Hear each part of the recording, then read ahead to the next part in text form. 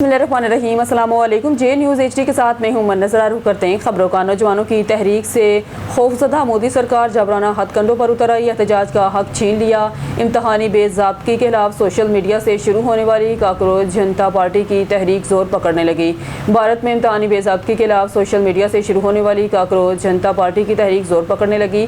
नहल और खौफजदा मोदी सरकार नौजवानों की बढ़ती हुई तहरीक को कुचलने के लिए ओछे ज़ालमाना हथकंडे इस्तेमाल करने लगी। बैनुल-अक़वामी जरीदे अल जज़ीरा के मुताबिक इंसानी हकूक़ के कारकुन सोनम वांगचुक की भूख हड़ताल के दौरान जबरी अस्पताल मुंतकिली पर पार्टी का एहतजाज शिद्दत अख्तियार कर गया।